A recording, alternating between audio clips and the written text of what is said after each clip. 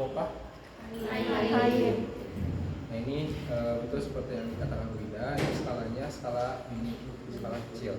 Di pabrik juga ada sebenarnya skala yang seperti ini, tapi biasanya dia digunakan untuk sampling biasanya. Kapasitasnya itu 10 kilo. Ya. Nah, masukin kainnya dari mana? Masukin kainnya dari sini. Nah, mungkin di pabrik akan lebih besar lubangnya. Jadi kalian mungkin bisa masuk ke sini. Iya, lebih besar lubang itu. Tuh. Nah, si kain itu nanti masuk ke sini. Nih. Ini tuh nanti berputar. Terus ada aliran air yang menyemprot. Ada nozzle-nya. Dia kayaknya nggak ini, dia harus masukin yang lain. Nanti dia muter ke situ, narik si kainnya ke dalam ke situ, terus nanti ditarik lagi ke atas. Jadi kalau operator di pabrik itu dia masukin dulu semua kainnya, terus nanti pas di ujung dia pegangin, terus ujung yang satunya biasanya dia dikorek-korek gitu biasanya. Tuh, ya dikorek-korek gitu, nanti baru diikat, baru diputerin lagi. Ya. Saya ke Ya. Oke, have fun ya. Ibu. Iya, Bu. Oke, korek-korek terus masukin lagi terus diproses dia di situ. Ya. Airnya dari mana Pak sumbernya? Biasanya kalau ini tuh apa? Jet dyeing terus pond dyeing itu biasanya airnya tuh yang udah diatur sadahnya dan sebagainya. Tuh. Jadi dia bisa digunakan untuk air proses aja. Tuh, yang sadahnya 0 sampai 3 derajat ya. Ya. Oke, terus apa lagi ya? Nah, apa yang diatur? Ya, parameternya apa? Ini ada suhu, ini ada tekanan. Tekanannya berapa bar? Karena ini metodenya tuh exhaust sama kayak di mesin. Jadi metodenya tuh HTHP, temperatur sama high pressure. Ya. Nah, ini di situ itu buat ngatur dari mulai suhu, kecepatannya, kemudian tekanannya. Kemudian nanti di sini juga bisa kita atur skema prosesnya kayak gimana, kapan dia harus naikin suhu, kapan dia harus mempertahankan suhu, kapan dia harus turun. Ya. Nah, ini samping ini adalah untuk mengetahui level airnya segimana. Ini level airnya segimana. Ya, semakin sedikit level airnya berarti floatnya semakin kecil. Biasanya kalau di industri itu floatnya itu 1:5 atau 1:3-an. Kan kalau kita 1:20, 30 kan ya. Kalau di industri lebih kecil karena dia pakai mesin kayak gini. Tuh. Karena dia pakai mesin. Jadi kan kalau kita yang biasa pakai beker glass untuk float 1:10 kan dia akan habis menguap si airnya tuh. Iya. Kan kalau pakai ini si airnya yang menguap dia akan turun lagi gitu. Ya. Oke. Lanjut. Ini sama kayak mesin Kondai yang ada ininya. Ini buat apa? Feeding tank. Betul. Di sini masukin aksesaris sama jet warna. Di sini tuh ada mixernya, ada airnya, ada suhunya. Ini yang dililit dia ngeluarin suhu. Suhunya dari mana? Suhunya tuh kalau di pabrik tuh dia pakainya boiler. Tuh. Oh, ini? Ini tuh bisa pakai steam boiler atau enggak yang boiler. Dari jalurnya ini pakai boiler, steam boiler. Ya, ini pakai steam boiler. Oke? Berarti masukinnya kain dulu apa auxiliaris dulu Pak? Kalau kan biasanya kalau di pabrik tuh yang kayak gini tuh biasanya rata-rata buat nyelup polyester. Dia tuh kalau di pabrik tuh dia masukin kain, kemudian dipanasin, masukin air terus dipanasin. Ya kayak yang dibilas dulu biasanya. Itu baru setelah itu masukin air, terus kita masukin si zat warna sama aksesarisnya ke sini. Terus nanti dia akan disedot dan tersebar ke situ ke dalam mesin. Tuh. Apa lagi? Pas masukin udah ada kain. Udah ada kainnya. Sisinya. Kain aja. Kain. Sama uapnya juga udah masuk. Berarti panasnya dari uap ya, Pak? Ya, steam boiler.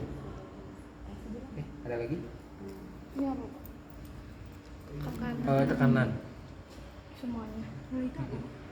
Apa? Ini motornya apa sih? Penggeraknya apa ya namanya?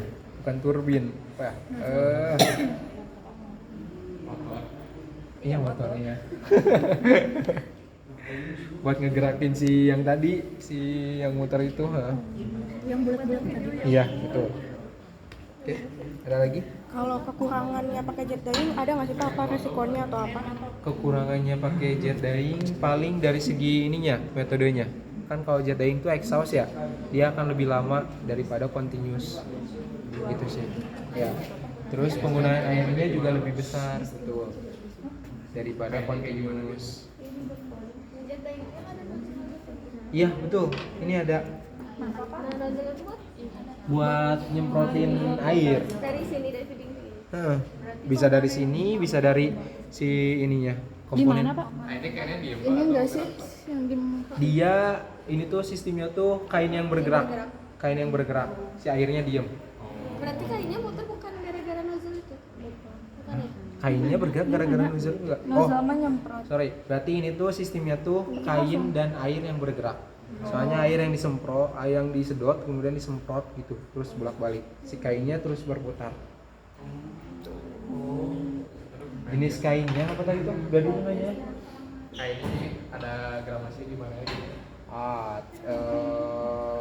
Semuanya bisa, cuma nanti paling dari si resep penculupannya yang berbeda.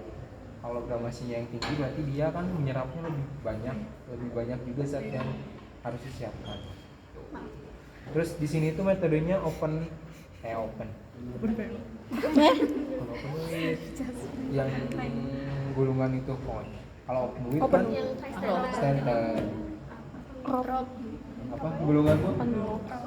Itu. Elemen drop. Ini pulang. Nah, ada anak asuhan tuh Pak. Open drop. Suka nggak masuk. Udah gak tahu mau video apa nih.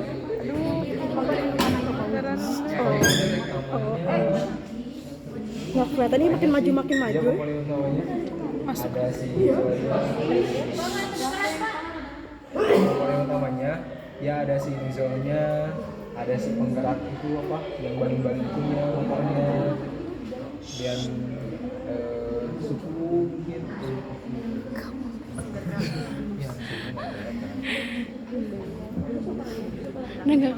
Paling yang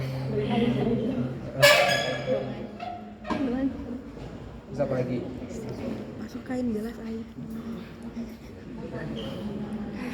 Ada lagi? Udah? Udah Pak, bergeser Pak. Apanya? Standar. Ini udah beres. Kayaknya jarak orang Iya, 50 sok. meter biar semua Sana, kelihatan. berarti geser ke sana. Panelnya bisa dinyalain. Suhu maksimal ini bisa sampai berapa? 180-an. 180 150-an. Karena dipanasin air. Ini Ya, mah bisa belum. apa? Dipakai mobil. Nah, ini tuh dulu tuh bisa dipakai. Cuma ini enggak terendam soalnya di atas. Jadi tuh tapi si mesin itunya, steam boilernya ada yang konslet karena lama nggak dipakai, ya takutnya meledak gitu. Nah ini ngomong tadi gimana Pak? Apa?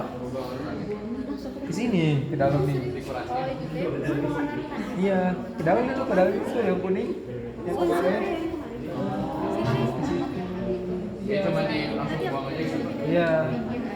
Nah di situ nanti akan disedot ke si pengolahan limbah. Kalian tahu kan? Enggak. Ini baru punuk ini. Apa panelnya? Panel yang tuh geser sini geser. Puas. Nah, oke, kalian foto dulu ininya, ya. Nanti mungkin kalian bisa, kalau yang lebih jelasnya mungkin bisa dicari di internet ya, berdasarkan literatur. Cuma Oh bahasanya itu ya, tulisannya iya, ini memang dari Cina, dari GTI lagi pak. bukan. Thank you Ella. Apaan GTI mah? Ini nggak tahu hibah atau boleh. Oke, nih ini ada monitor atau layar. Layar ini tuh biasanya digunakan untuk ngatur skema. Ngatur skemanya seperti apa? Mau apa? Termasuk ngatur gradien kenaikan suhu. Mau berapa derajat per menit? Ya, tuh. Terus di sini juga ngatur waktu dan sebagainya. Nah, kalau yang tombol-tombol ini biasanya dia apa ya? Mode manualnya. Jadi kayak untuk masukin air, kemudian membuang air, kayak proses pertama yang buat cuci dulu itu di sini. Tuh, tapi kalau yang di sini itu untuk prosesnya. Ya. Tuh ada main pump, ada drain, ada overflow. Tuh. Jujurnya saya juga belum pernah ngejalanin yang ini, Mas. Ya. Iya, Pak. Oke, ada lagi? Udah. Udah. Oke, selamat pindah ke center.